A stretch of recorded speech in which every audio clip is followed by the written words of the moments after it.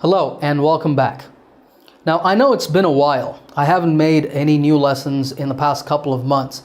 I've had a lot on my plate. I've had a lot of projects going. Even though I've been reading all of your comments and responding to as many as I can almost every single day. Well, I'm back now, and I'm back today with the first in a series of lessons on advanced spoken English. These lessons will help you to improve your listening ability and, most importantly, your speaking skills, both for everyday communication and if you're preparing for an exam with a speaking component like the IELTS. Now, I'll make sure to put the text of what I say up on the screen, and I'll also make sure to highlight any useful vocabulary that you can take away from this lesson. Now, the way we'll do this is we'll take a topic and I will be interviewed on the topic, sort of like in an exam. That is, somebody will ask me questions and I will answer those questions as naturally as I can. That is, I'm not going to try to simplify my answers. I'm going to answer as I would in real life. Now, in this first lesson, I thought we'd take the topic of work. So we'll start by talking about my work and what I do, and then we'll move on to more abstract and advanced questions. Now, after the conversation ends, we will discuss the most important vocabulary items from the conversation. So if you're ready, let's begin. Let's talk about work. Tell me about what you do in your job. Well, I'm an English teacher. It's probably more accurate, though, to say that I'm an ESL teacher, ESL being short for English as a second language. I specialize in teaching English as a second language to adults. Even though I've taught classes for children, the bulk of my experience has been in working with adults, especially in business English and exam preparation courses. Now, recently, my focus has shifted to teacher training and doing research in the field of language acquisition. That's the study of how people learn languages. Do you like your job? Absolutely. I love my job. See, teaching is something that I've always gravitated towards naturally, ever since I was a kid. Now, whenever there's an opportunity to share a piece of knowledge that I have with somebody and see that person take that knowledge and use it to make their life easier or better in some way, I eagerly take that opportunity to teach.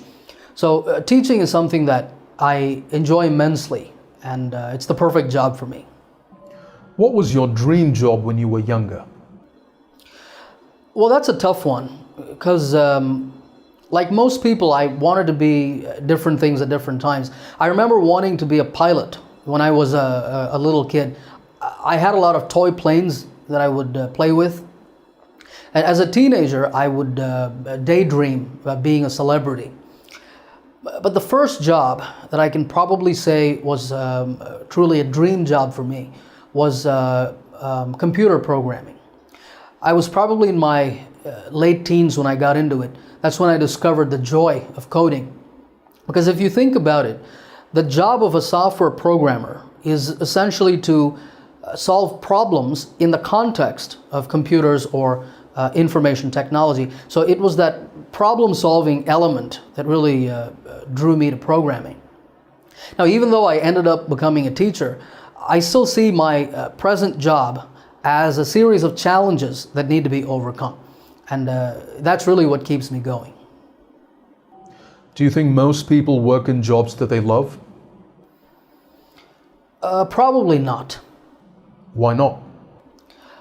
Because I think you have to be incredibly fortunate to have grown up in the right circumstances that allow you to discover what really drives you, to be able to make a career out of it. I think that most people, the traditional route that most people take is that they graduate from college and then they either take the best paying job that's available to them at the time, or they take the job that they think offers the brightest career prospects for the future. And a lot of people do so out of financial necessity, because you have to put food on the table. That's the primary concern. Do you think it's important for people to enjoy what they do in their job? I think so. I think so. I mean, whatever your job is, there's always going to be some things about it that you find unpleasant. Right? There's things that I don't like doing. I don't like having to write up student reports. In my previous job, I had to sit through a lot of meetings. And I used to hate doing that because I thought those meetings were a waste of time. I thought they were unproductive. So it's unrealistic to expect that everything you do has to be enjoyable. I think instead the key is to have enough challenging tasks in your job, or at the very least finding a way to do mundane tasks in a way that challenges you. I think you have to look at it like a video game. Because when people play video games, what they do is every time that they play the game, they try to get a higher and higher score. So I think that the key is to keep challenging yourself. What kinds of activities do people find challenging? In their jobs? Well, it depends. I'd say it depends both on the job and the kind of person that you are. Because like I said, I like tasks or activities that require me to use my analytical ability, tasks that have that problem-solving element. But another person might like a job that's more social, because for them it's about the human dimension. And having to work with people and getting things done, through working with people can be challenging in its own right. And so I think it depends. What happens when people don't find their job challenging or satisfying? Well, it becomes hard to get out of bed and drag yourself to work every morning.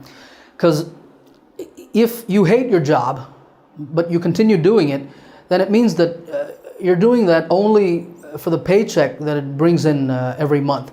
And that kind of motivation, doing it just for the money, is hard to sustain over the long term. And people of my generation, us millennials, are probably a lot more sensitive to this than our parents were. Because it's very common nowadays to hear people talking about retiring early. And that's the idea that you save up a lot of money with a view to retiring as quickly as you can. So they want to escape the rat race. Exactly. They don't want to spend their lives slaving away in a corporate office just to make ends meet. They want to get out of the rat race. Do you think it's a good thing for a person to retire early, say at 40 rather than 60? Well, sure. I mean, if that's what you want to do, then it can be great. You can do all the things that you've always wanted to do with your life. You can start checking off your bucket list. Now, and I don't say this in a bad way, but there's an obsession among millennials with travel. A lot of people nowadays want to explore the world. They want to experience different cultures, taste different cuisines, things like that. So if you retire early, then you'll get to do that. Right? Although I would think that if you have found your true calling in life, then you would never want to retire, because what you do then becomes such a fundamental part of your identity that you'd never want to give that up. Maybe as you get older, you might start to work less, but you wouldn't want to give it up entirely. Do you think people will work less in the future? Well, maybe. It's conceivable that as technology advances, people will work less and less in the future. I mean, who among us could say that we don't depend on a great deal of technology just to keep us afloat in our daily lives? Because I know for a fact that my own life would come to a standstill if my fridge or my washing machine or my microwave oven stopped working, at least until I found alternative ways of doing those things. But I think that even more than as individuals, as societies, so much of what we take for granted today runs on a foundation of technology. And if that broke down, then we're looking at large-scale chaos in society. Why do people use so much technology in their everyday lives? To make their lives easier. You see, I think the ultimate aim of technology is for human beings to not have to do any work at all. where we just chill on our couches and order our robot servants about to get whatever we want. Would that be a good or a bad thing? Well, if it made people lazy, and if it made people useless to the point where they couldn't get anything done without the use of machines, then it would be a bad thing. But if people used automation to automate more routine or tedious tasks, to free up time or resources that they could use to become more productive and to solve problems. I keep going back to that, to problem solving. But if people can use that to solve problems and to think more, then I think it would definitely be a good thing. All right, I think that's a good place for us to end this conversation. Let's now go on and discuss the most useful and the most important vocabulary from this lesson. All right, I'm back here with this document. Now, before we discuss the vocabulary, I just want to suggest that after you watch this discussion, that you go back and listen to that conversation again, because it will help to really reinforce the vocabulary in your head. And another thing you can do as you rewatch the conversation is you can pick particular sentences and practice saying them after me, because that will help you to improve your pronunciation. Now, I'll make sure to make this document available for you to download. I'll put a link in the description. I'll also include the entire transcript of the conversation so that you can read it in your own time. Okay, let's discuss the vocabulary now. Item number 1 is to gravitate to or gravitate towards. This means to be attracted to something. STH means something. So to be attracted to something or to move towards something. And this expression comes from the word gravity, and how in physics, two bodies are naturally attracted to each other. This is the sentence that I said in the conversation. Teaching is something I've always gravitated towards naturally ever since I was a kid, meaning that I've always been naturally attracted to teaching. Okay, number 2, that's what keeps me going. This expression means to give energy or enthusiasm to continue doing something. I see my present job as a series of challenges that need to be overcome. That's what keeps me going, meaning that's what keeps me motivated. Okay, number 3 is fortunate. This is an adjective that simply means lucky. I think you have to be incredibly fortunate to have grown up in the right circumstances. So I'm saying you have to be lucky to have those circumstances. Number 4 is put food on the table. This is an idiom. It doesn't refer to actually putting food on the table. It just means to provide food and other necessities for your family. You have to put food on the table. That's the primary concern. I said it in the context of people taking the best paying job, right, that's available to them. They do that because they want to provide for themselves and for their family. They want to put food on the table. Number 5 is unproductive. This is an adjective, and it means not producing much, not giving benefits or results. I thought those meetings in my previous job were unproductive. I thought they were a waste of time because they weren't very useful. In the interest of consistency, I'm just going to make this a lowercase n, because everything else here is lowercase. Okay, let's move on to number 6. Number 6 is mundane. It's pronounced mundane. Mundane is an adjective that means ordinary or routine, and because something is ordinary or routine, it's uninteresting or boring. The sentence from the conversation is you have to find a way to do mundane tasks in a way that challenges you. All right, number 7 is the expression with a view to. This is an idiomatic expression, and it means with the aim of. It's the idea that you save up a lot of money with a view to retiring as quickly as you can. That is, with the aim of retiring as quickly as you can. Number 8 is rat race. This is quite a popular idiom, and it refers to a lifestyle in today's modern world in which people constantly compete with each other for money and power, especially in their careers, in their work life. So this refers to how people in today's world are engaged in such competitive jobs, even to just provide for themselves and for their family. So the sentence is, they want to get out of the rat race. Now here, they refers to millennials. If you remember from the lesson, the word millennial refers to people who were born between the year 1980 and 2000. That's what I meant when I said millennials, the millennial generation. Now, myself being born in the 1980s, I'm a millennial. Okay, number 9 is slave away. This is another idiom, and it means to work very hard for little reward. They, again millennials, don't want to spend their lives slaving away just to make ends meet. So they don't want to work very hard just for little reward. Now, if you're wondering what make ends meet means, that is our next item. To make ends meet is one more idiom. It means to make just enough money to buy food and other basic things. They don't want to spend their lives slaving away just to make ends meet. Okay, let's move on to number 11. There are 2 items in number 11 because they're so connected in this context that I didn't want to separate them. The 2 items are check off and bucket list. To check off means to mark something as correct or finished, usually a checkbox.